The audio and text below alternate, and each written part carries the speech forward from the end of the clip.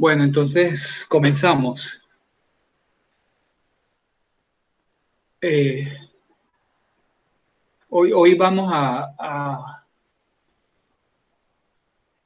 tratar el concepto de isomorfismo de grupos. Yo ya les había adelantado algo hacia dónde nos dirigíamos, ¿no? La idea es lo siguiente, ¿no? Si uno considera el, el grupo de las raíces,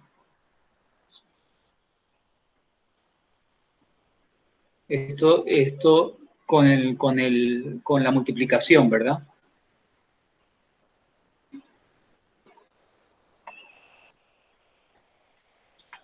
Esto es un grupo abeliano que tiene cuatro elementos y además que está generado, acuérdense que este está generado por el elemento I, de manera que es un grupo cíclico que tiene cuatro elementos, ¿no? Fíjense que I genera estos cuatro elementos y el orden de I es precisamente 4. Y si uno mira por otra parte a los enteros módulo 4,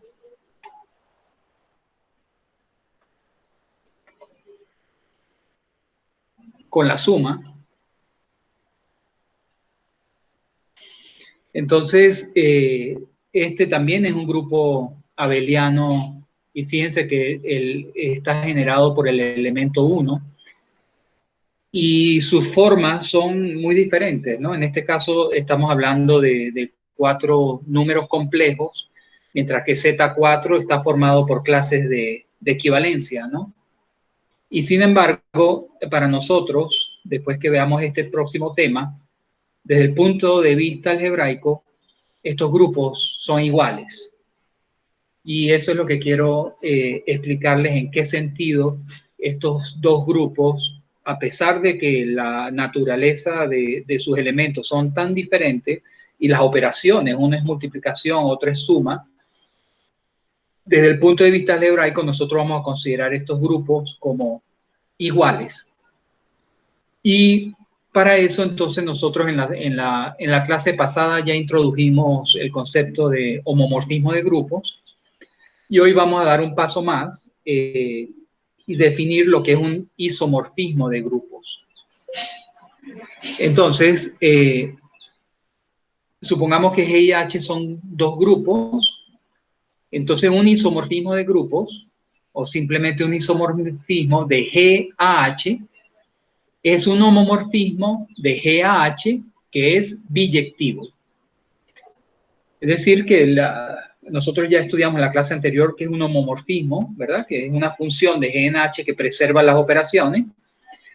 Y si le exigimos además que esa función sea biyectiva, entonces obtenemos el concepto de isomorfismo de grupos. Cuando tal isomorfismo exista, entonces decimos que G y H son grupos isomorfos, ¿no? Vamos a decir que los G y H son grupos isomorfos. Entonces, esta es la definición de isomorfismo de grupos, ¿no? Es G y H son grupos isomorfos si existe un isomorfismo de G en H, es decir, existe alfa de G en H, una función que es biyectiva y que es un homomorfismo, ¿no? Acuérdense que un homomorfismo significa que alfa de XY es igual a alfa de X por alfa de Y para todo X y Y elementos del grupo. Y aquí la operación que se hacía acá, X por Y, es la operación del grupo G, mientras que la operación aquí de alfa de X por alfa de Y era en el grupo H. Entonces, esto es la definición de isomorfismo de grupos. Vamos a, antes de ver algunos ejemplos, vamos a ver que la relación de isomorfismo es una relación de equivalencia. Es decir, que si yo me doy, digamos, G, una colección cualquiera de grupos,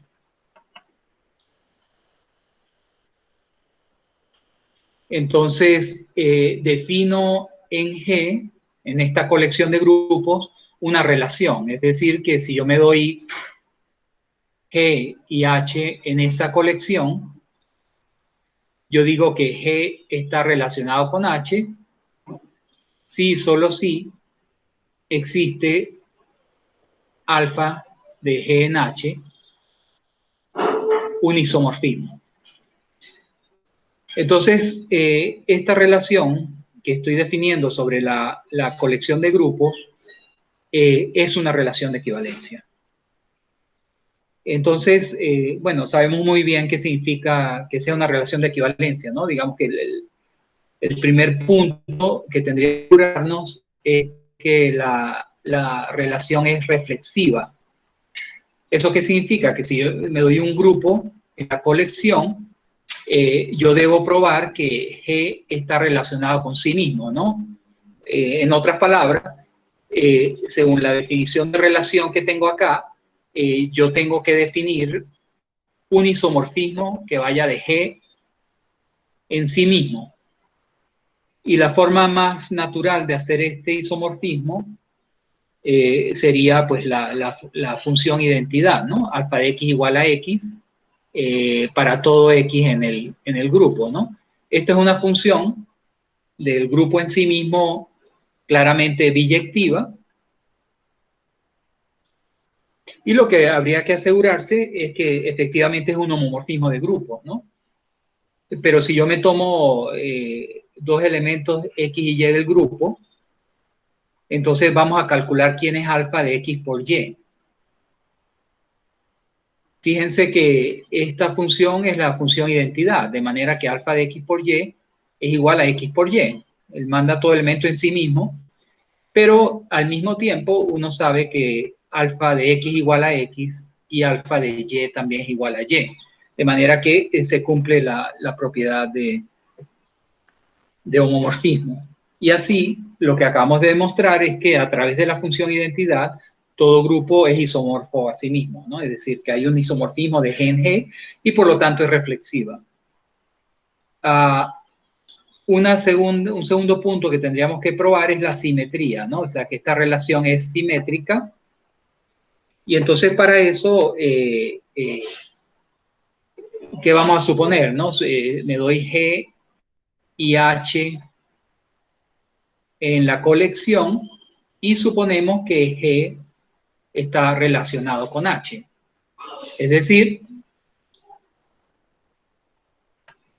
existe un isomorfismo de G en H. Entonces, para probar que la relación es simétrica, yo tendría que probar que H está relacionado con G. Es decir, que tengo que construir un isomorfismo que vaya de H en G. Y nosotros tenemos a nuestra disposición, pues al ser esta función biyectiva, pues fíjense que existe una función inversa, es decir, existe beta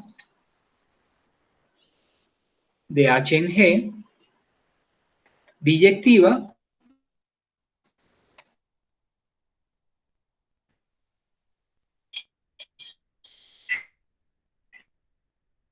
y qué propiedad tiene esa inversa, digamos, que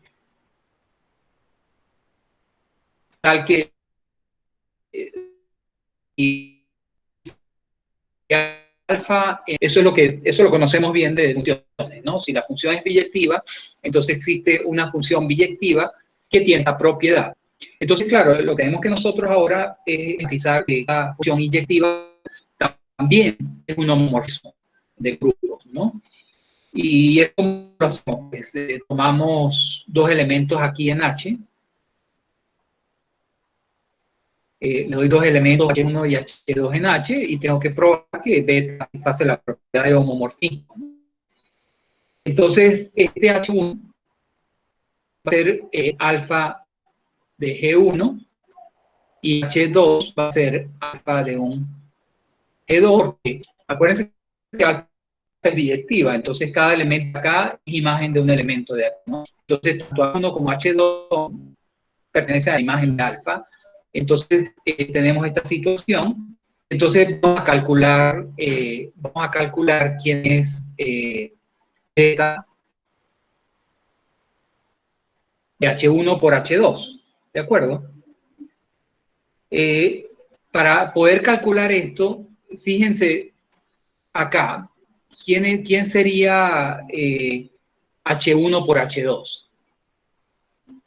H1 por H2 es alfa de G1 por alfa de G2. Y fíjense que como alfa es un homomorfismo, esto es lo mismo que alfa de G1 por G2. O sea, H1 por H2 es alfa de G1 por G2 porque alfa es un homomorfismo de grupos. Pero entonces, si H1 por H2 es igual a alfa de G1 G2, entonces, ¿quién es beta de H1 H2? O sea, beta de H1 H2 va a ser G1 G2, ¿de acuerdo? Si alfa manda G1 G2 en H1 H2, entonces beta manda H1 H2 en G1 por G2. Pero ¿quién es G1? G1, si alfa de G1 es H1, entonces esto va a ser beta de H1 y por esto va a ser igual a beta de H2. Entonces beta satisface la condición de homomorfismo y como es biyectiva también, entonces beta también es un isomorfismo y entonces esto implica que H está relacionado con G, es decir, que la relación efectivamente es simétrica. Y luego, digamos que faltaría ver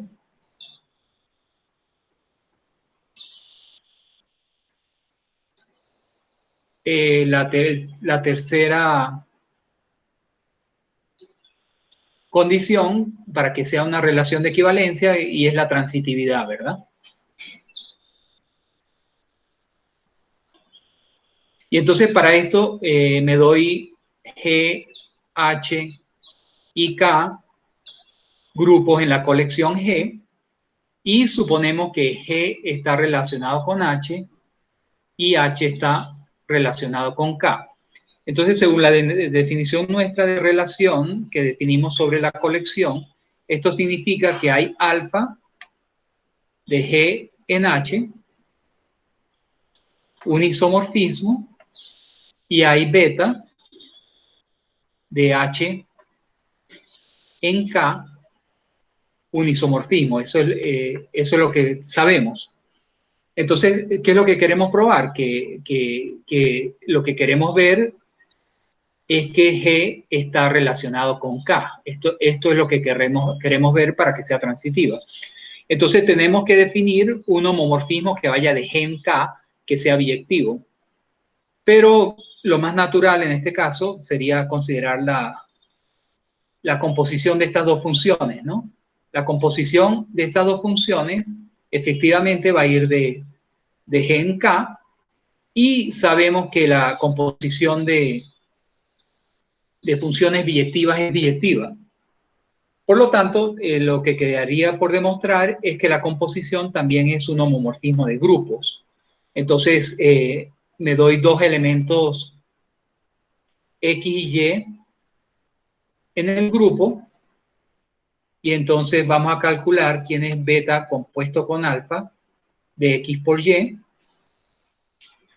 Por la definición de composición, eso sería beta evaluado en alfa evaluado en XY. Pero esto es beta, fíjense que alfa es un homomorfismo de grupos. Entonces, alfa de XY es lo mismo que alfa de X multiplicado por alfa de Y. Y de nuevo, beta también es un isomorfismo. Por lo tanto, esto sería igual a beta evaluado en alfa de X por beta evaluado en alfa de Y. Pero fíjense que esto es precisamente beta compuesto con alfa evaluado en X multiplicado por beta compuesta con alfa evaluado en Y. De manera que la composición beta o alfa cumple con la condición de homomorfismo, es biyectiva, por lo tanto es un isomorfismo, y eso entonces ya demuestra que G está relacionado con H. Y le concluimos así entonces que la relación isomorfismo es una relación de equivalencia sobre cualquier colección de grupos. Entonces, digamos que decir que G está relacionado con H, pues es lo mismo decir que H está relacionado con G, ¿no? O sea, porque hay simetría, ¿no? Bien, entonces vamos ahora a ver ejemplos específicos, ¿no? de isomorfismo de grupos, ¿no? Comenzamos con estos dos grupos. Este sería el producto directo de Z3 y Z5, ¿no? Los enteros módulo 3 y los enteros módulo 5, cada uno de ellos es un grupo abeliano. Sabemos entonces que el producto directo también es un grupo abeliano. Sus elementos son de la forma AB, donde A pertenece a Z3 y B pertenece a Z5. Y por otro lado tenemos los enteros módulo 15.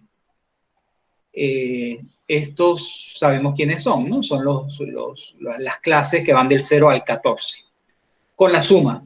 Entonces queremos ver que estos dos grupos son isomorfos. Y entonces, para esto, lo que tenemos que hacer es definir un homomorfismo de alfa Z15 en el producto. O sea, queremos definir un homomorfismo biyectivo entre esos dos grupos. Y la manera de hacerlo es el siguiente. Digamos que yo voy a considerar un elemento A en Z15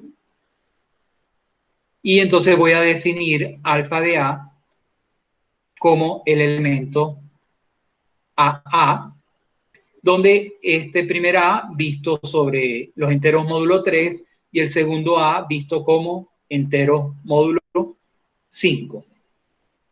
Entonces, claro, acuérdense que cuando uno está tratando con clases de equivalencia, lo primero que uno tiene que hacer para ver que una función está bien definida, es ver que no depende del representante que ustedes elijan en la clase. Por lo tanto, supongamos que A es igual a B en Z15, ¿verdad? O sea, es decir, que estos pueden ser dos elementos que pertenecen a la clase. Entonces, uno tiene que asegurarse que la función está bien definida, es decir, que tenemos que ver que alfa de A tiene que ser igual a alfa de B. O sea, independientemente del elemento que ustedes tomen en la clase, pues las imágenes son iguales para que esté bien definida la función, ¿no? Ahora bien, si A es igual a B en Z15, ¿qué significa esto? En Z15 la igualdad significa que 15 divide a menos B. Ahora, si 15 divide a menos B, pero fíjense que 3 y 5 son divisores de 15. Por lo tanto, yo voy a tener que 3 divide a menos B y 5 divide a menos B también, ¿verdad? Si 15 divide a menos B, como 3 y 5 son divisores de 15, entonces también dividen a menos B, pero claramente esto lo que indica es que A es igual a B en Z3 y A es igual a B en Z5, porque se da esta condición. Pero eso nos lleva entonces a concluir que AA es igual a BB, ¿no? Que A es igual en Z3 y A es igual en Z5, ¿no? Pero esto es precisamente decir que alfa de A es igual a alfa de B. Por lo tanto, la función sí está bien definida, ¿no? O sea, no depende del representante de la clase de equivalencia. Entonces, ya teniendo esto, vamos ahora a probar que alfa es un homomorfismo. Entonces, me doy dos elementos X y Y en Z15. Entonces, ¿quién sería alfa? Fíjense que hay que estar pendiente de la operación que tiene Z15, que es la suma, ¿no? Entonces, alfa de X más Y,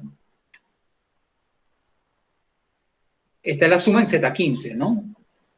Por la forma que definimos la función alfa, esto es X más Y, X más Y. Pero, ¿cómo es la suma? Fíjense que ya estamos de este lado ahora, ¿no? Estamos en este lado y ¿cómo se define la suma en el producto directo? Fíjense que esto sería exactamente lo mismo que sumar XX más YY, ¿no? Es decir, que es la suma componente a componente. Así está definida la suma en Z3 por Z5, ¿no? La suma de estos dos elementos es la suma de las componentes. Pero fíjense que el primer término es precisamente alfa de X, el segundo término es alfa de Y. Por lo tanto, se cumple la condición de homomorfismo. Tenemos hasta ahora un homomorfismo de grupos que va de Z15 en el producto directo. Ahora vamos a probar que alfa es inyectiva. Recuerden que nosotros vimos un criterio para demostrar cuando un homomorfismo, ya sabemos que es homomorfismo, es inyectivo. Y para eso lo que tenemos que probar es que el kernel de alfa se reduce a la identidad de Z15, que es el 0, ¿no? Entonces, si probamos que el kernel de este homomorfismo se reduce a la identidad, al 0, entonces eso ya diría que alfa es 1 a 1. Y entonces vamos a tomar, qué sé yo, un elemento A en el kernel de alfa. Entonces, que A esté en el kernel de alfa significa que alfa de A, que por la forma que está definida es AA, esto es igual a 0. Fíjense que el elemento de identidad en el producto directo es el par 0, 0, donde este 0 sería el 0 de Z3 y este 0 es el 0 de Z5. Pero entonces, si A es igual a 0 en Z3, es decir que tendríamos entonces que A es igual a 0 en Z3 y A es igual a 0 en Z5. ¿Pero qué nos está diciendo eso entonces? Nos está diciendo que A es un múltiplo de 3 y A es un múltiplo de 5. Es decir, 3 divide A y 5 divide A. ¿De acuerdo? Porque esto significa que 3 divide la diferencia, ¿no? O sea, 3 divide A y 5 divide la diferencia, 5 divide A. Pero si 3 divide A y 5 divide A, entonces 15 también divide A. Y si 15 divide A, entonces, ¿qué estamos diciendo en relación a A como elemento de Z15? Estaríamos diciendo que A es igual a 0 en Z15, porque A es un múltiplo de 15, ¿no? Si 15 divide A es un múltiplo de 15 y por lo tanto A es igual a 0 en Z15. Entonces, ¿qué hicimos? Tomamos un elemento cualquiera en el kernel y demostramos que él tiene que ser 0. Entonces, ¿qué demuestra esto? Que el kernel es solo el 0 y por lo tanto alfa es 1 a 1. Pero fíjense que si alfa es inyectiva, Z15, ¿cuántos elementos tiene Z15? Z15 tiene 15 elementos. ¿Y cuántos elementos tiene el producto directo de Z3 por Z5? También tiene 15 elementos, ¿no? Y entonces uno sabe muy bien que una función inyectiva entre dos conjuntos que tiene el mismo número de elementos ya es sobreyectiva y por lo tanto esto es biyectiva. Y así hemos demostrado que el homomorfismo alfa de Z15 al producto directo es un homomorfismo biyectivo, es decir, es un isomorfismo, y por lo tanto Z3 por Z5 y Z15 son isomorfos, son grupos isomorfos. Fíjense que, de nuevo, esto lo que nos está diciendo es que estructuralmente, o sea, desde el punto de vista, acuérdense que estos no son solamente conjuntos, ¿no? Son conjuntos con una operación definida en ella. Entonces estamos diciendo que desde el punto de vista algebraico, estos dos grupos son esencialmente los mismos. O sea, desde el punto de vista, como conjuntos, obviamente son muy diferentes. Estos elementos son pares, estos son clases, pero desde el punto de vista algebraico, o sea, desde el punto de vista de lo que es el conjunto con la operación definida, ellos son para nosotros el mismo grupo. ¿De acuerdo? Eso prueba, digamos, un primer ejemplo de grupos. Profe, Ajá, dime. ¿me puedes repetir? ¿Puedes devolver por favor un momentico? Sí. ¿Me puedes aclarar para qué tomo ese, cuando dice que alfa es un homomorfismo, se hace dos pares ordenados en Z15? ¿Para qué usas eso? ¿Perdón? No lo escuché muy bien en la parte que dijiste es que ese par ordenado X, Y pertenece a Z15. ¿Dónde? Aquí. Eso ahí, sí, profe. Ah, bueno, lo que quiero, primero definir la función de esta manera, probé que estaba bien definida. Entonces, una vez esto ya prueba que está bien definida, entonces lo que quiero probar es que esa función que acabo de definir es un homomorfismo, ¿no? Y para probar que es un homomorfismo, yo tengo que probar esta condición, ¿no? De que alfa, dado dos elementos aquí en el grupo de partida, yo quiero probar que alfa de la suma es la suma de las alfas, ¿no? Esa es la definición de homomorfismo de grupos. Entonces, por eso me doy dos elementos en Z15 y pues demuestro que efectivamente para cualquiera dos X y Y en Z15, alfa de X más Y es alfa de X más alfa de Y. Entonces, eso prueba que es un homomorfismo de grupos. Ah, bueno, profe, gracias. ¿De acuerdo? Sí, profe. Bien, entonces vamos a ver ahora un ejemplo de dos grupos que no son isomorfos, ¿no? Y además que viendo lo anterior,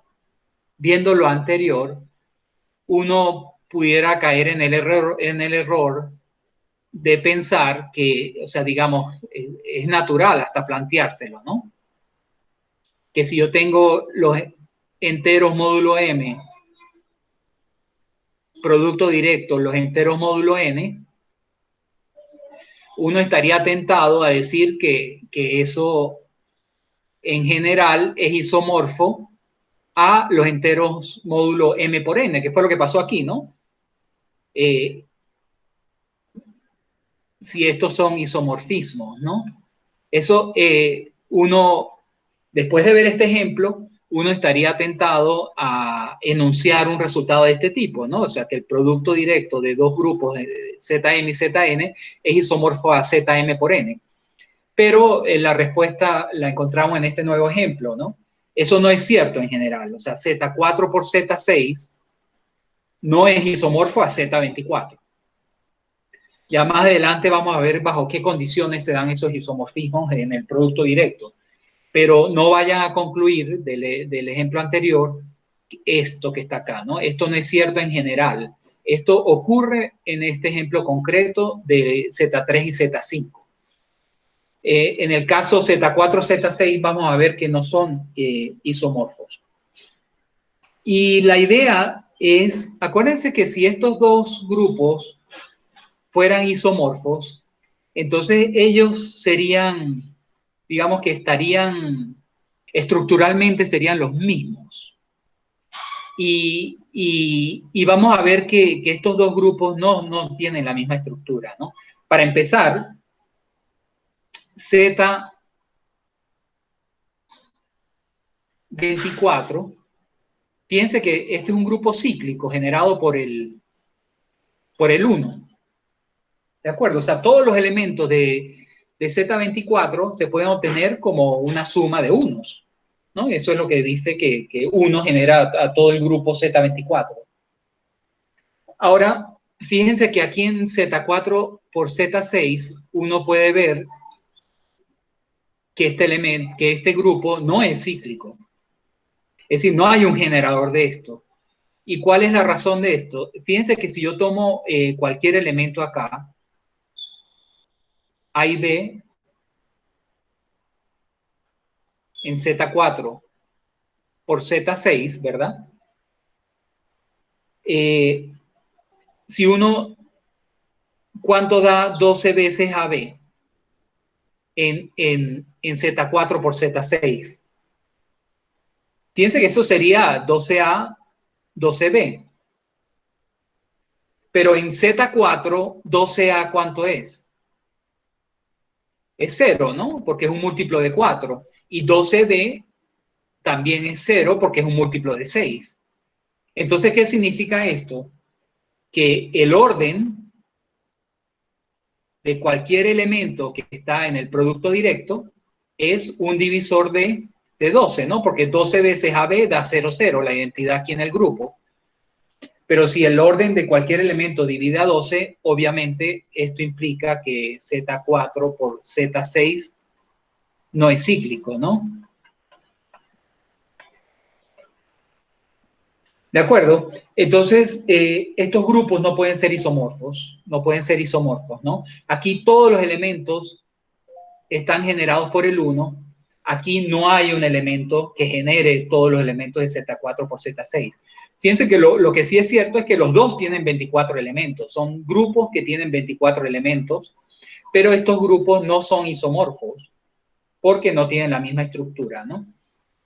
Nosotros después vamos a probar pues un montón de propiedades que, por ejemplo, si yo tengo G y H isomorfos, si G y H son isomorfos, entonces uno puede ver fácilmente que si este es cíclico, entonces el otro también tiene que ser cíclico, ¿no? Es decir, que preserva la estructura del grupo, ¿no?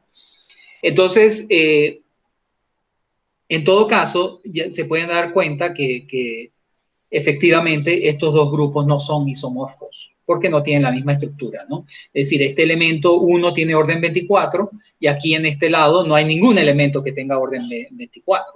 Es decir, a lo sumo los elementos tienen orden 12. Entonces, de esa manera, pues tenemos un ejemplo donde esto no ocurre y por lo tanto, repito, en general esto no es cierto, ¿no? Esto no es cierto.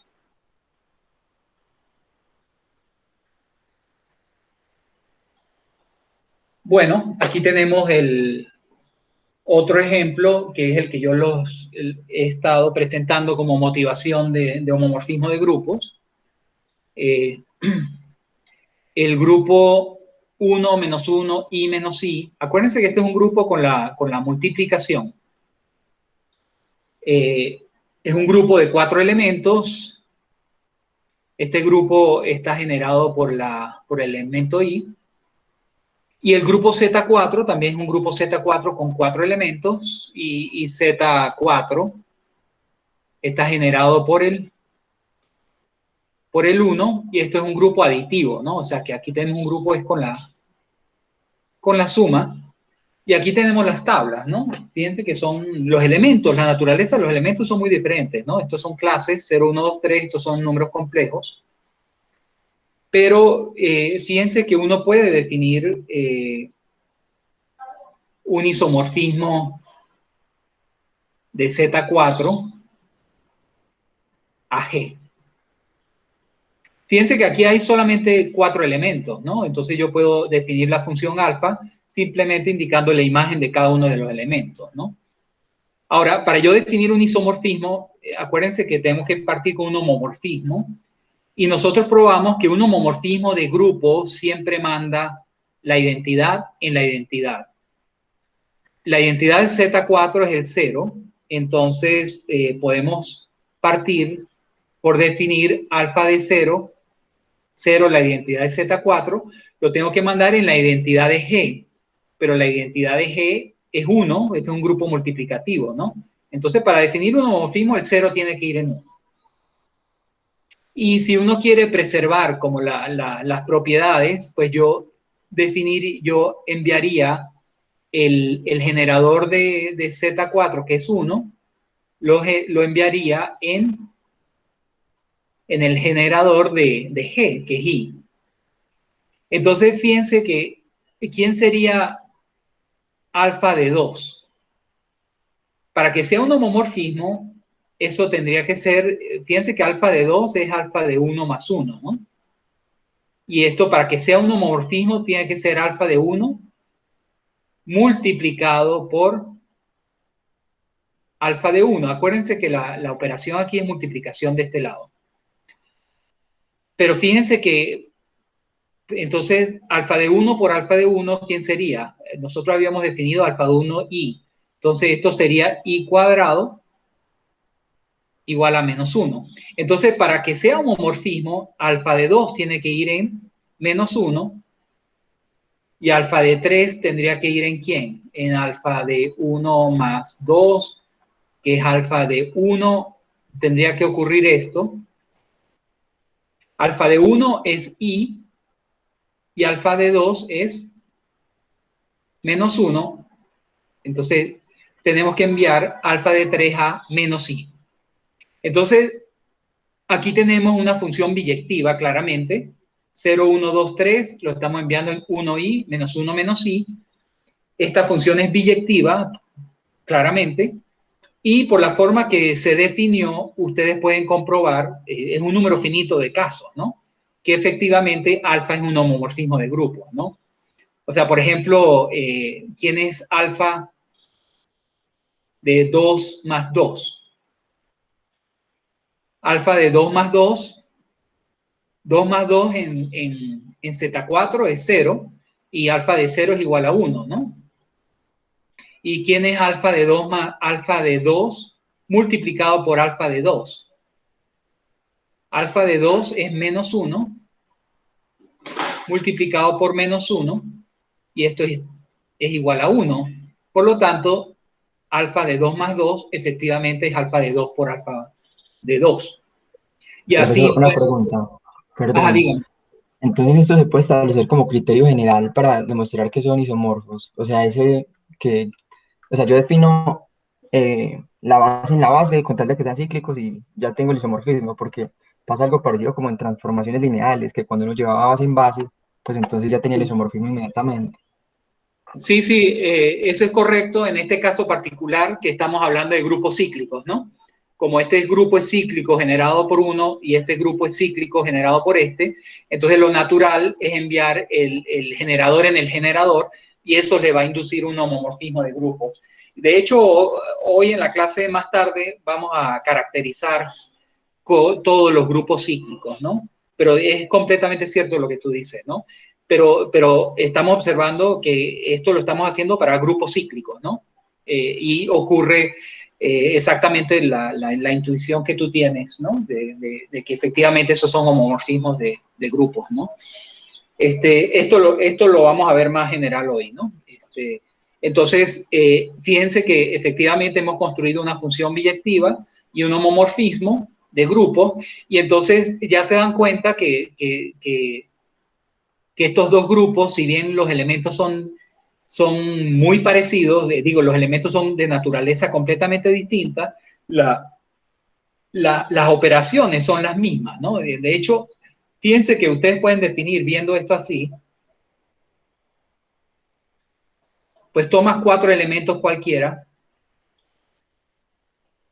es decir, lo puedes llamar como quieras esos elementos, y entonces aquí, pues, ¿qué es lo que está pasando, no? Aquí va la identidad,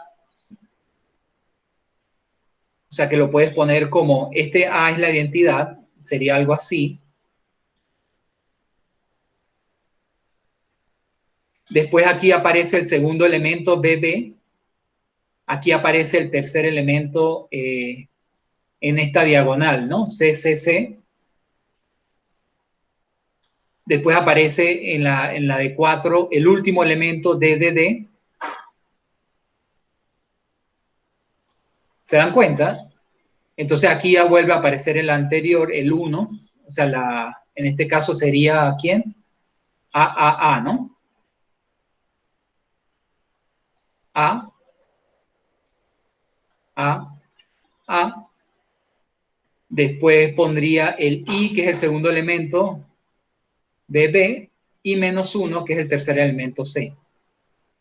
Fíjense que estos son exactamente los mismos, ¿no? O sea, fíjense que si yo le doy nombre cualquiera, ABCD, y defino esta operación que tengo aquí, entonces esto va a ser un grupo de 4 elementos, y va a ser igualito a este, y va a ser igualito a este. O sea, estructuralmente son los mismos grupos.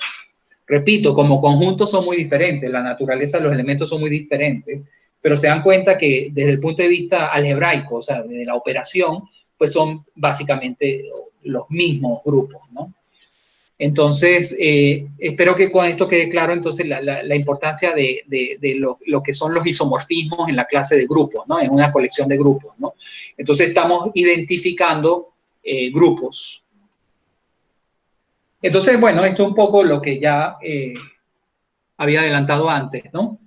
Vamos a ver un teorema donde vamos a clasificar los grupos cíclicos.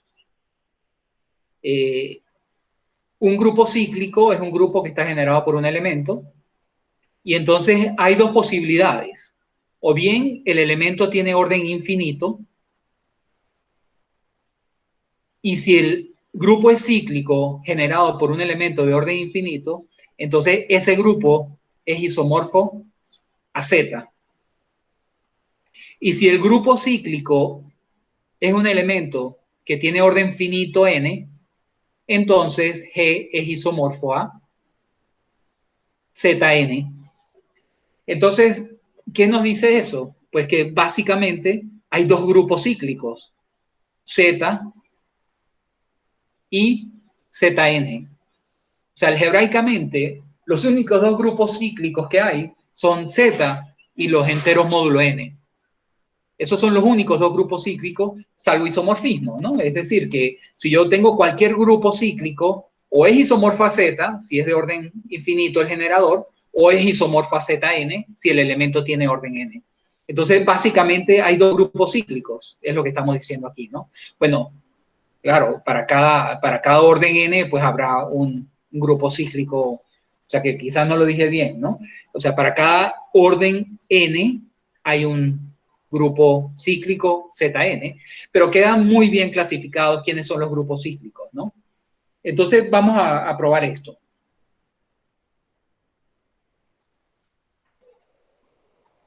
Entonces, supongamos que G es cíclico. El primer caso en que el orden de A es infinito. Acuérdense que si el orden de A es infinito, entonces las potencias no se repiten nunca, ¿no? O sea, la A a la I es distinto a la J si es distinto de J, o sea, no se repiten las potencias, ¿no? Entonces, ¿qué es lo que queremos definir? Vamos a definir de Z en G una función que sea homomorfismo y que sea biyectiva. Entonces, la manera natural de hacer esto, ¿cuál sería? Digamos que si me doy un I en Z cualquiera, pues defino alfa de I lo tengo que definir un elemento de G donde todos los elementos de G son potencias de A. Pues entonces lo natural es enviarlo a la I, ¿no? Entonces defino esta función, que es una función bien definida. Fíjense que a cada entero estoy asociando el elemento a la I, que pertenece efectivamente en G, porque G, todos los elementos de G son potencias de A. Entonces tengo una función acá y quiero probar que esa función es un homomorfismo, ¿no? Entonces, la operación en Z es la suma, ¿no? Tienes que siempre tomar en cuenta eso, ¿no? Alfa de I más J, yo lo definí como AI más J, ¿de acuerdo? El A la I más J, pero saben muy bien que eso es a la I multiplicado por a la J, y esto es alfa de I alfa J. O sea que alfa es un homomorfismo.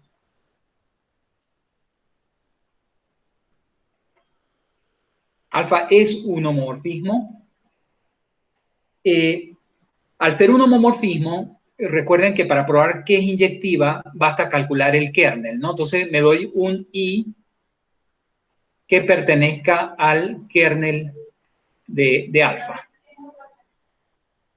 Si I pertenece al kernel de alfa, entonces, ¿qué sabemos?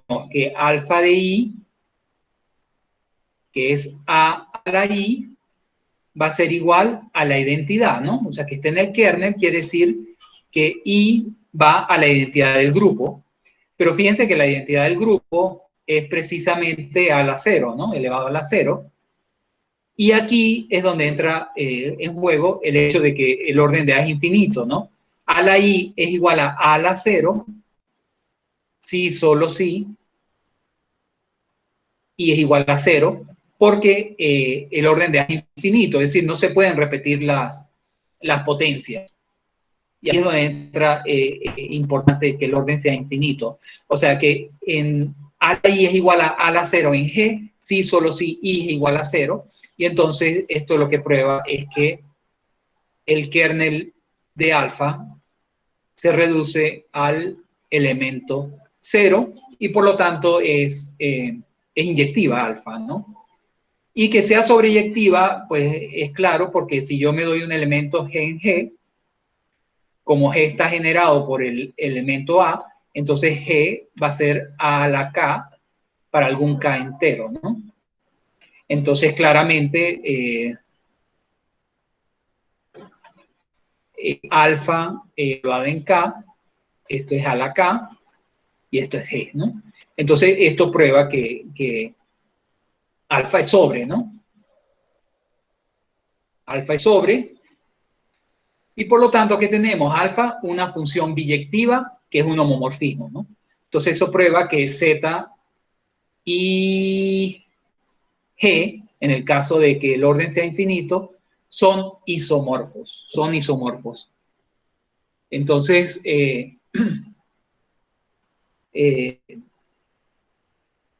ese sería el caso en que el orden sea infinito. Ahora, ¿qué pasa si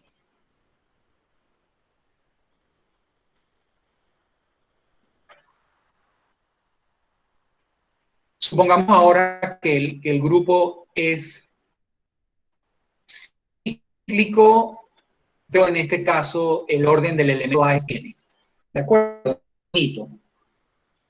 Entonces, vamos a definir alfa ZE en G. ¿De qué manera? Es igual, ¿no? Vamos a definir alfa de I igual al generador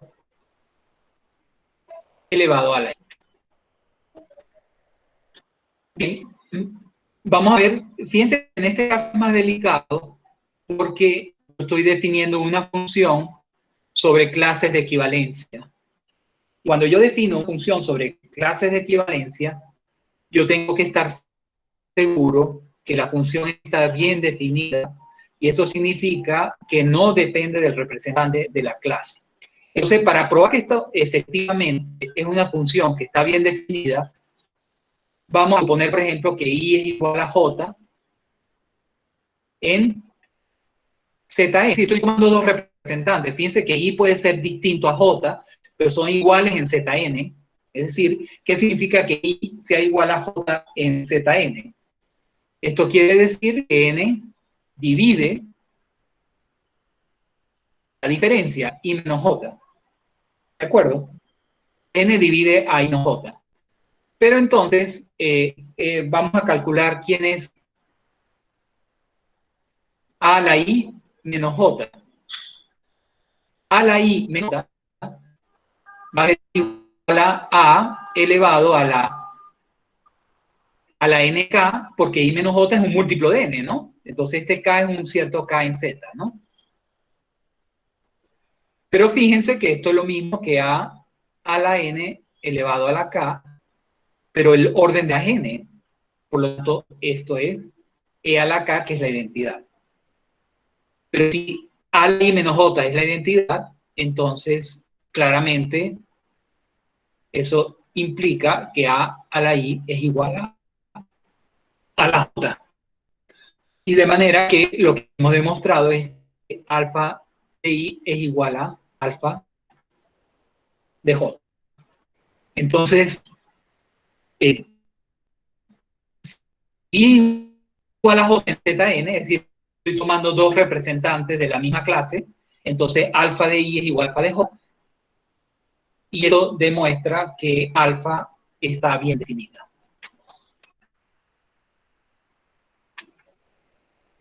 Alfa es bien definida, y entonces ahora pasamos a demostrar todo lo demás, o sea que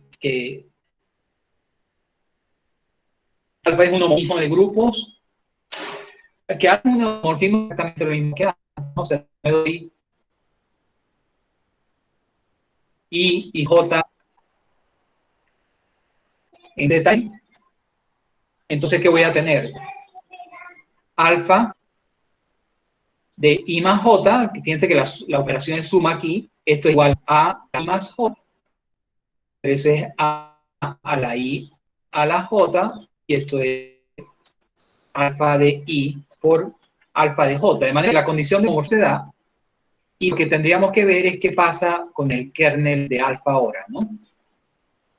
Si I está en el kernel de alfa, entonces, ¿qué quiere decir esto? Alfa de I, que es a la I, es igual a la identidad, que es a la 0. Pero fíjense que cuando el orden A es infinito, eso va igual a 0, porque no habían repeticiones en la potencia. Pero como el grupo está generado por A de orden n, uno sabe que esto ocurre solo I menos 0, ¿no? Eso lo vimos antes. Entonces estamos diciendo que I es un múltiplo de n.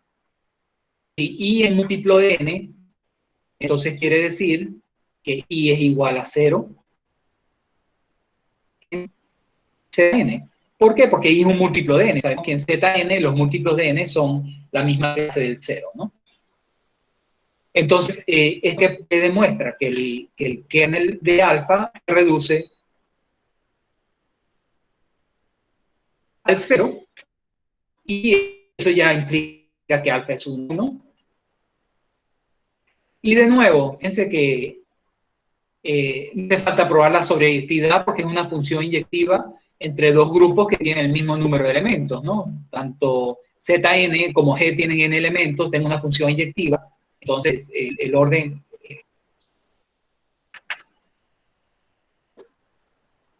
Ya, un segundo.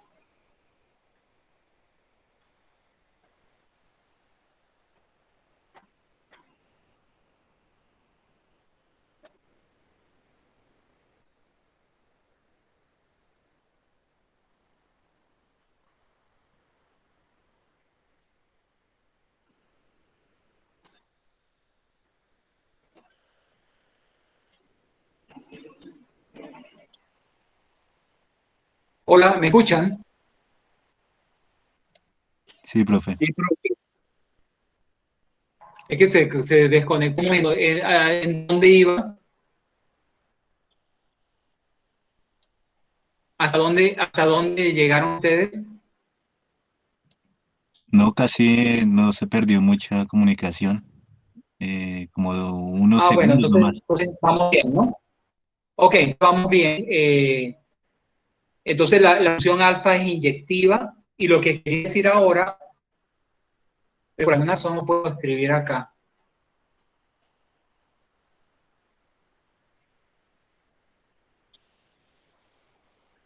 Por favor, denme un segundito.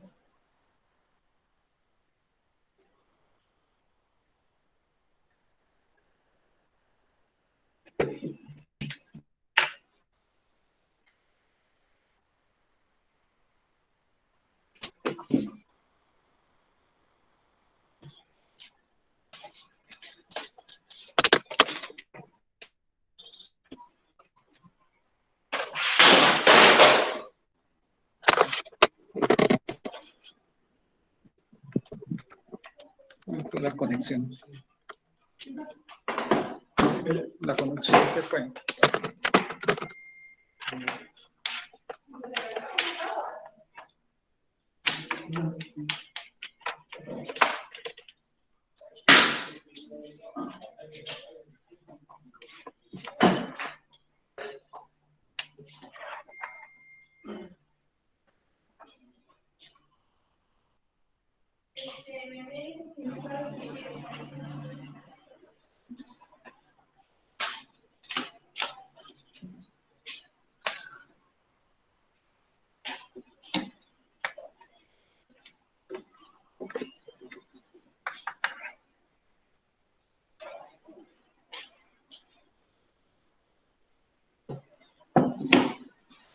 ¿Me escuchan?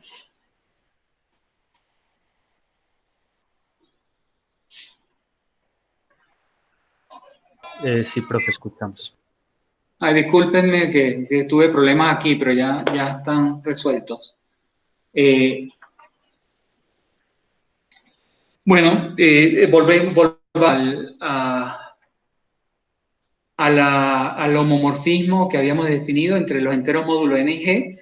Vimos que estaba bien definida, vimos que era un homomorfismo y vimos que era inyectiva. Entonces lo que quería finalizar acá es el hecho de que los enteros módulo N tienen elementos y ese es exactamente el mismo número de elementos que tiene el grupo G. Entonces ya sabemos que si uno tiene una función alfa que es inyectiva y los dos conjuntos tienen el mismo número de elementos, entonces alfa también es sobre. Y eso nos lleva entonces a que alfa es un isomorfismo. Entonces, la conclusión es que en el caso de que el grupo sea cíclico y que tenga un número finito de elementos, en este caso que el orden de A sea n, entonces el grupo es isomorfo a los enteros módulo n. ¿De acuerdo? Entonces, regresando al teorema general, entonces, ¿qué demostramos? Pues que todo grupo cíclico, si el orden es infinito, ese grupo lo pueden considerar como Z, y si el orden es finito, ese grupo de orden n, entonces ese grupo es isomorfo a Zn. Bien, entonces, este teorema es muy importante, ¿no? Porque fíjense que ya empezamos a dar teoremas de clasificación de grupos, ¿no? Por ejemplo, fíjense este corolario, ¿no? ¿Qué es lo que dice? Si un grupo G tiene orden primo P, entonces G es isomorfo a los enteros módulo P. Es decir, que si yo tengo un grupo G que tiene P elementos, ¿no? Donde P es primo, entonces ya sabemos que ese G es isomorfo a ZP.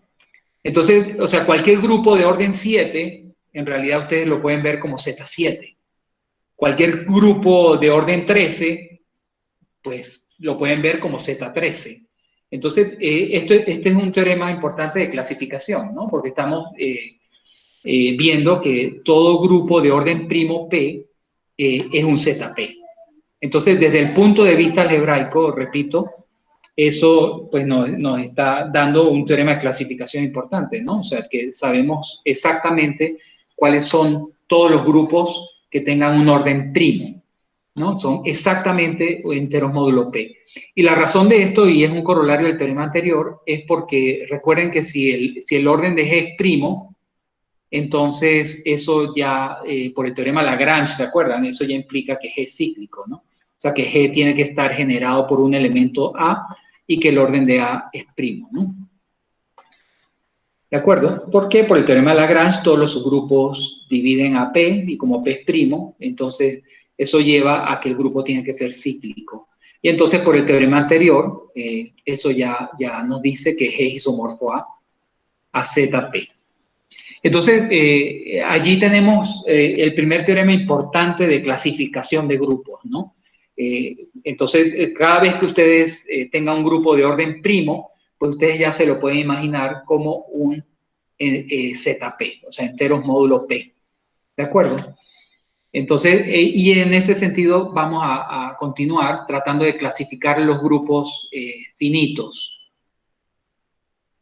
¿Y qué es lo que queremos hacer como próximo paso?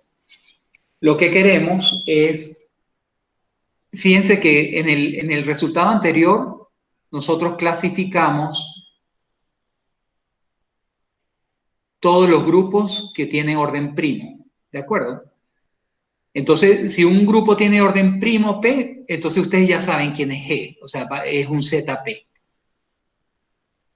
Es isomorfo a un ZP, pero desde el punto de vista algebraico es igual a un ZP. O sea, digamos que para nosotros ya sabemos qué estructura tiene, ¿no? Entonces, el próximo paso es que yo quiero clasificar los grupos finitos que tengan orden 2P con P'. Ese es el próximo paso que yo quiero dar. O sea, yo quiero decirles exactamente quiénes son los grupos que tienen orden 2 por P, donde P es primo. Y para eso necesito dar un lema inicial, pero como para que tengan una idea de por qué estoy probando este lema, es para poder clasificar los grupos finitos de orden 2 por P. Entonces, este lema es técnico, pero va a ser necesario, lo voy a necesitar, ¿no? Entonces, vamos a ver cómo probamos esto, ¿no? Vamos a suponer que tengo un grupo que tiene distintos elementos que conmutan A y B de orden 2. Es decir, que yo tengo un grupo G, tengo dos elementos A y B en G que son diferentes, es decir, que A es distinto a B. También tengo que el orden de A es igual al orden de B igual a 2, y también tengo que ellos conmutan entre sí, ¿no? O sea, que A por B es igual a B por A. Eso es lo que dice acá, ¿no? Que yo tengo un grupo, se hace un grupo que tiene elementos distintos que conmutan y que son de orden 2. O sea, los dos tienen orden 2. Entonces tenemos que probar que G tiene un subgrupo isomorfo a Z2 por Z2. Entonces, fíjense que ¿quién podría ser ese subgrupo de G? Dadas las condiciones, pues ese subgrupo tiene que tener la identidad, y fíjense que con estos dos elementos, A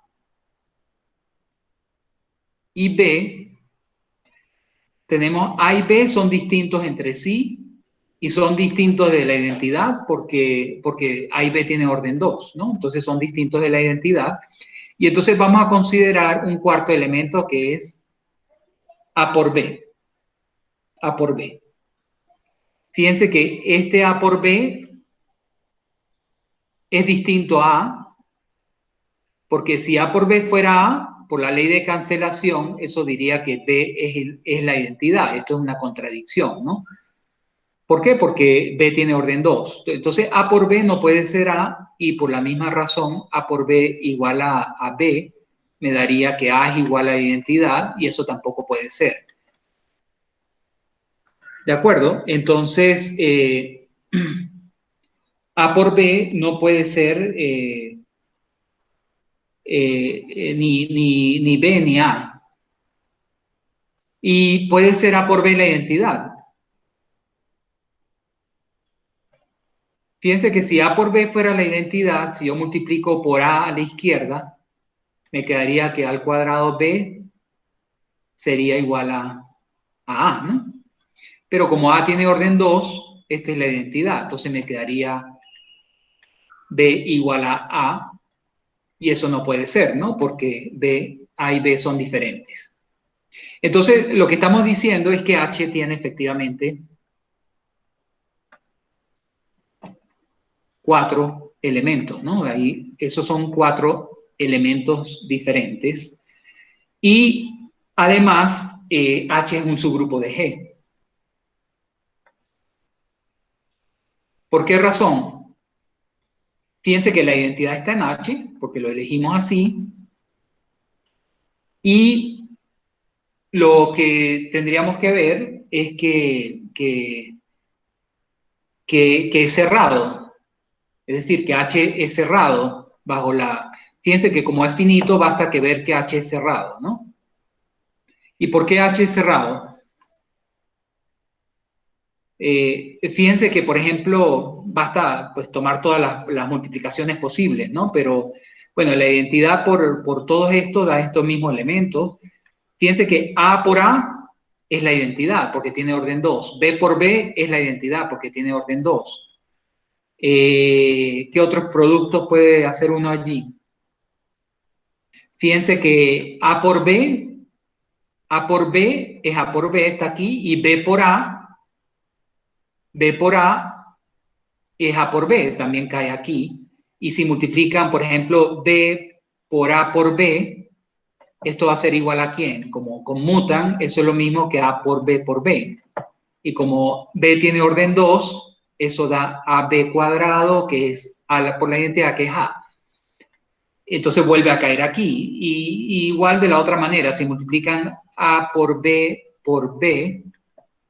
bueno, eso es AB cuadrado directamente, que es A por la identidad, que es A también.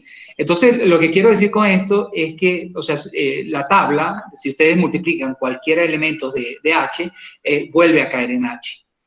Entonces, ¿y eso que demuestra? Acuérdense que cuando estamos en el caso finito, si tiene la identidad y es cerrado bajo la operación, entonces eso ya me da estructura de grupo, ¿no? Entonces, H efectivamente es un subgrupo de G que tiene 4 elementos.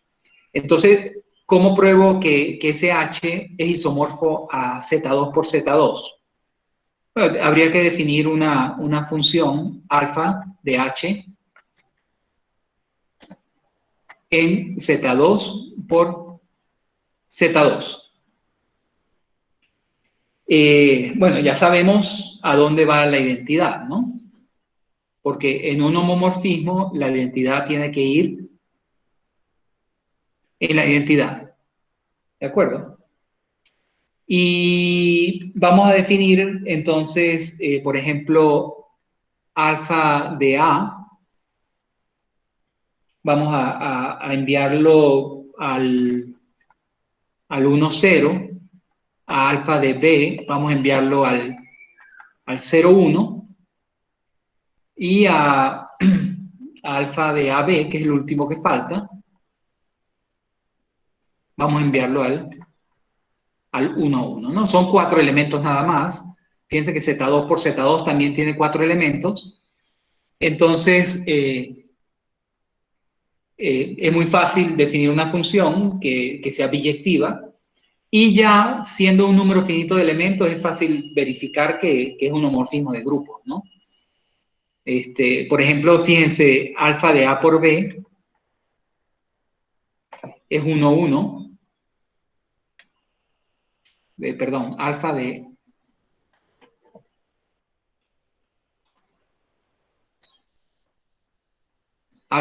A por B es 1, 1. Y ahora vamos a ver aquí en Z2 por Z2, ¿quién sería alfa de A más alfa de B? Acuérdense que aquí la operación esto es un grupo aditivo, ¿no? Esto es alfa de A es 1, 0 más 0, 1, ¿no? O sea que efectivamente alfa de A por B es alfa de A más alfa de B. Como es un caso finito, pues se pueden comprobar todas las combinaciones y efectivamente alfa es un homomorfismo que es biyectivo y por lo tanto es un isomorfismo, ¿no? Entonces, de esta manera, pues hemos demostrado que siempre que un grupo tenga dos elementos diferentes de orden 2 que conmuten, entonces eso va a garantizar la existencia de un subgrupo de ese grupo que sea isomorfo a Z2 por Z2. Entonces, ¿qué nos lleva a eso como corolario? Fíjense que este sería el primer caso del que yo le estaba hablando, ¿no? De cuando yo quiero clasificar los grupos de orden 2P. Entonces, el primer caso sería cuando P es primo 2. Ese sería el caso en que el orden de G tiene 4 elementos. Entonces, en ese caso, lo que dice este corolario es que un grupo de orden 4 o es isomorfo a Z4 o es isomorfo a Z2 por Z2. Fíjense que, de nuevo, aquí estos no son isomorfos, ¿no? Este Z4 es cíclico y los elementos aquí tienen a lo sumo orden 2. Por lo tanto, estos grupos no son isomorfos y lo que estamos diciendo es que grupos de 4 elementos hay solamente 2, o bien es Z4 o bien es Z2 por Z2. Entonces, ¿cómo demostramos esto? Pues vamos a basarnos en el resultado anterior, ¿no? Entonces, vamos a suponer que el grupo G tiene 4 elementos, pero entonces todo elemento de G tiene orden 1, 2 o 4 por el teorema de Lagrange, ¿no? ¿De acuerdo? Por el teorema de Lagrange, todo elemento tiene que tener orden divisor de 4, que es 1, 2 o 4. Entonces, si hay un elemento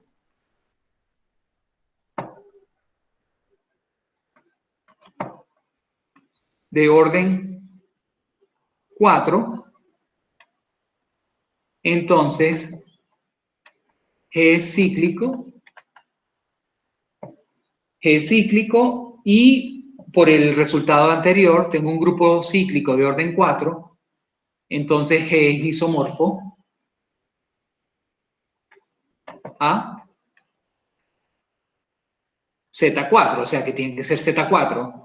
Si hay un elemento de orden 4 en G, entonces G es cíclico y nosotros ya vimos que todos los grupos cíclicos de orden 4 son isomorfos a Z4.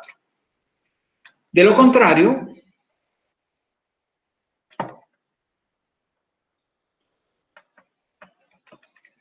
todo elemento de G diferente de la identidad tiene orden 2. Es decir, que si tiene uno de orden 4 es cíclico y estamos listos. Si no, entonces todos los elementos diferentes de la identidad tienen que tener orden 2. Todos los elementos tienen que tener. Pero si tienen orden 2 por el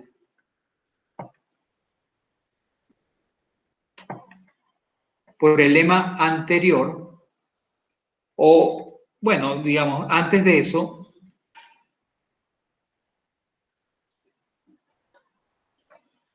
por un resultado anterior, fíjense que si todos los elementos de G tienen orden 2, por un ejercicio anterior, creo que ustedes lo deben recordar, G tiene que ser abeliano, ¿no? ¿De acuerdo?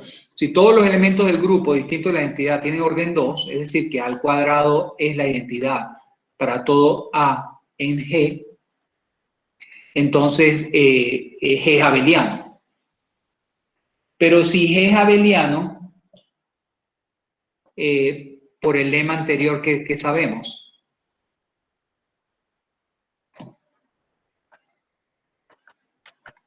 fíjense que tengo un grupo de orden, el lema anterior que decía, tengo un grupo de orden 4 y ese grupo tiene dos elementos distintos de orden 2 que conmutan, ¿no?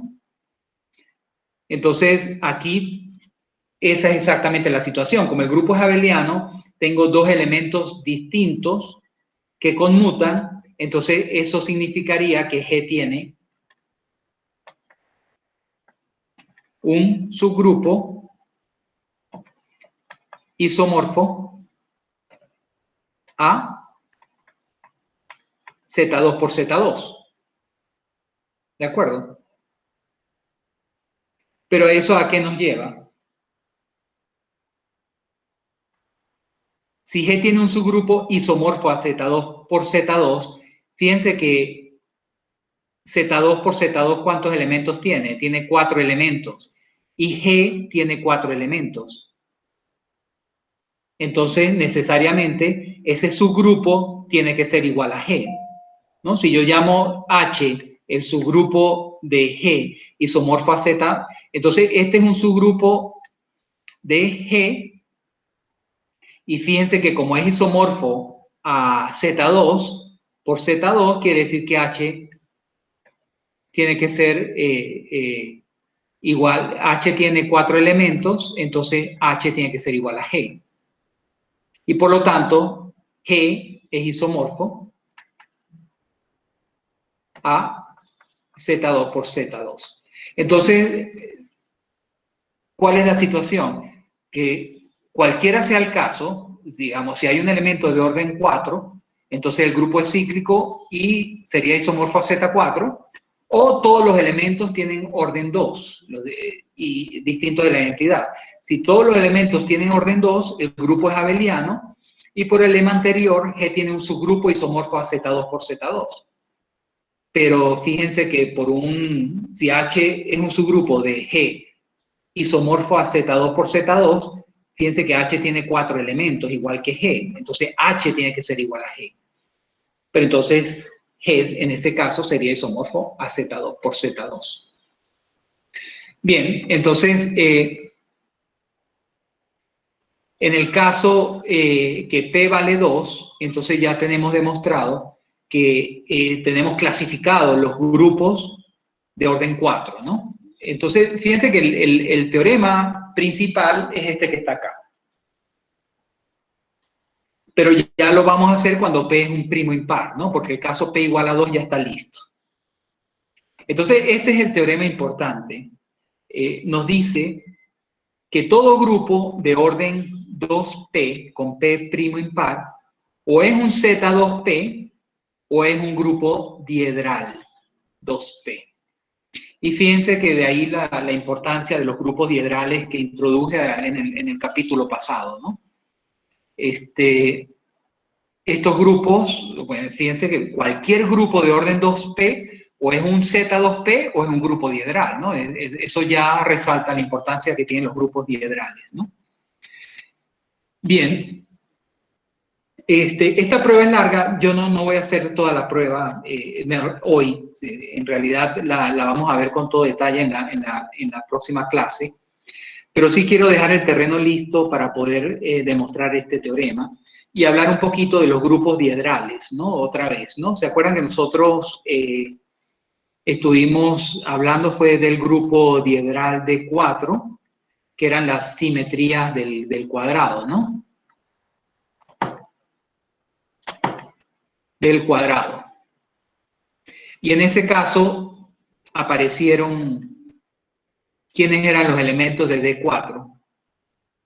Aparecía la rotación identidad, después aparecía la rotación pi medios, y después, fíjense que la siguiente rotación, ¿quién era? La rotación de 180 grados, ¿no? Que en realidad no es otra cosa que esto al cuadrado, ¿no? O sea, aplicarla 2 veces. Y después la aplicación de 270 grados, que es aplicar esto 3 veces, ¿no? O sea, sería el cubo. Esas eran las rotaciones que daban simetría en el cuadrado.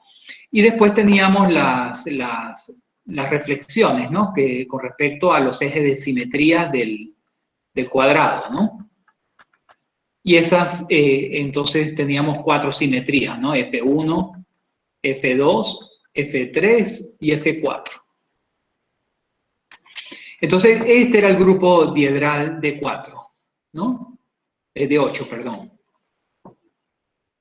¿De acuerdo? Este es el grupo diedral de 8, las simetrías del cuadrado. Entonces, en realidad, ustedes pueden probar que si fijan, por ejemplo, y háganlo ustedes como ejercicio, si vamos a llamar F igual a la primera reflexión, F1, lo voy a llamar a F. Entonces, todas estas reflexiones, háganlo como ejercicio. Esas reflexiones se pueden escribir como, bueno, la reflexión F1, la reflexión F2 la pueden escribir como F por R pi medios. La otra reflexión la pueden escribir como R pi medio al cuadrado. Y la última la pueden escribir como F R pi medio al cubo. Es decir, que todas las reflexiones se pueden obtener a partir de una reflexión a través del producto de la reflexión multiplicado por una potencia de la rotación. Entonces, lo que quiero decir es que el grupo diedral de 8 al final se reduce a la identidad, que es R pi medio a la 0, si quieren R pi medio a la 0, R pi medio, R pi medio al cuadrado, R pi medio al cubo, que son las 4 rotaciones, y después tomas un eje de simetría y las otras reflexiones se pueden escribir como multiplicaciones de esto.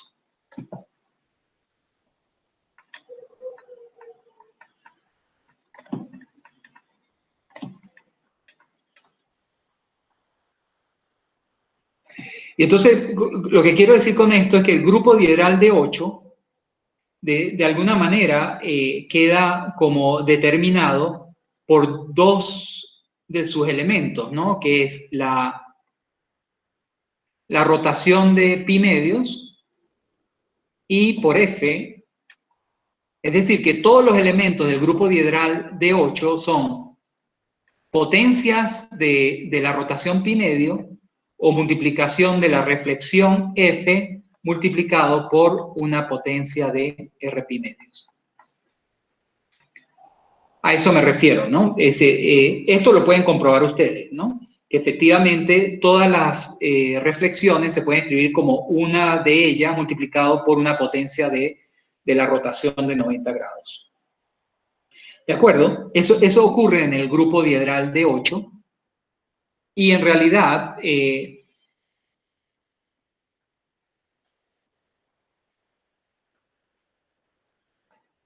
eso lo pueden llevar a la generalidad en el grupo diedral D2P.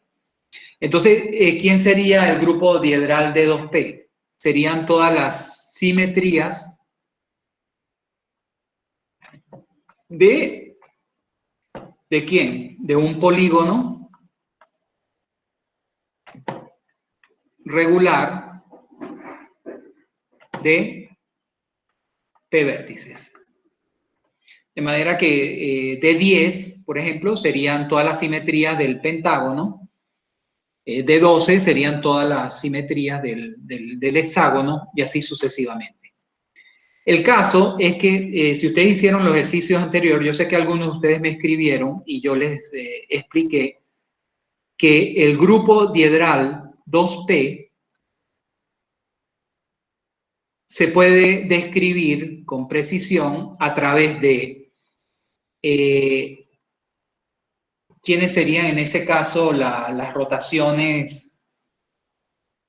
Serían las rotaciones de 2pi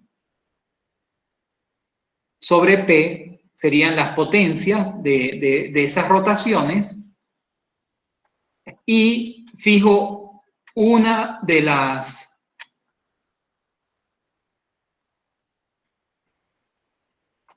reflexiones, y va a pasar esto, exactamente lo mismo que ocurrió en D8, o sea, cuando P vale 4. En este caso, I varía entre 0 y P menos 1. Es decir, ¿cuáles son las rotaciones? Cuando I vale 0, tienes la rotación identidad, ¿no? La que llamamos R0. Cuando I vale 1, entonces tenemos la rotación 2pi sobre P. Cuando I vale 2, tenemos la rotación 2pi cuartos. Sería 4pi sobre P, ¿no? Sería R2pi sobre P compuesto con R2pi sobre P, eso va a ser la rotación 4pi sobre P, y así sucesivamente, ¿no? Cuando lleguen a P menos 1, pues van a tener que R a la P menos 1 va a ser igual a ¿quién? Pues sería a la rotación 2 por P menos 1 sobre pi, ¿no? Es decir, que todas las rotaciones se pueden expresar como potencias de la rotación R2pi sobre P. Y todas las reflexiones se pueden escribir como productos de una reflexión multiplicado por una potencia de estas rotaciones. Todos los elementos son de esa forma, ¿no? Eso lo pueden ver ustedes. Es bueno que lo hagan para un pentágono, para un hexágono. Y entonces, lo importante de eso es que si llamamos R a esta rotación, 2pi sobre P, entonces lo que estamos diciendo, y tenemos F, la otra reflexión, estamos diciendo que todos los elementos de sus 2P o son potencias de R o son de la forma FR potencias de I. Y lo otro que cumplen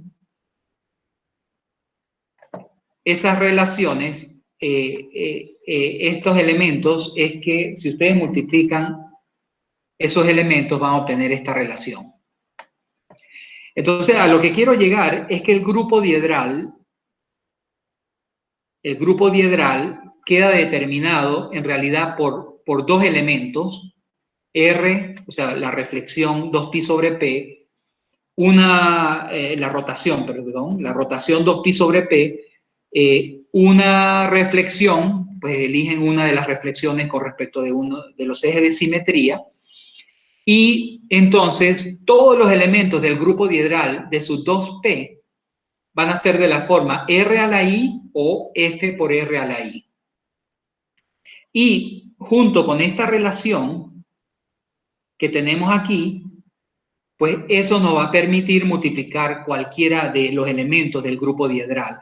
Es decir, que yo puedo multiplicar R a la I por FR a la J o FR a la... Aquí, esta relación ya me va a establecer cuáles son todos los productos posibles entre los elementos del grupo diedral. Entonces, repito, el grupo diedral de sub 2P, que son las simetrías del polígono regular de P vértices, queda determinado por una rotación 2pi sobre P y por una reflexión, de tal manera que todos los elementos del grupo diedral van a ser potencias de esa rotación o multiplicación de la reflexión fija por potencias de la rotación. Y esos dos elementos están relacionados por esta relación, ¿no? Están relacionados por esta igualdad. Y fíjense que lo último que sabemos de estos elementos es que el orden de la rotación es un elemento de orden P y el orden de la reflexión sabemos que es de orden 2. Es decir, que el grupo diedral está como generado de alguna forma por dos elementos, uno de orden P, que es la rotación, uno de orden 2, que es la reflexión, y satisfacen esta relación. Esta relación es importante ¿en qué sentido? En el sentido de que esta relación es lo que me permite multiplicar cualquiera de estos dos elementos de cualquier tipo, ¿no? Por ejemplo, R a la I por R a la J, sabemos que es R a la I por R a la I más J. Y con esta relación que se da, ustedes también pueden multiplicar, por ejemplo, como cuánto es R a la I por R a la J, y queda completamente determinado la estructura del grupo diedral, ¿no? A eso me refiero, ¿no? Eso va a ser importantísimo para la demostración del teorema que vamos a ver, ¿no? Es decir, que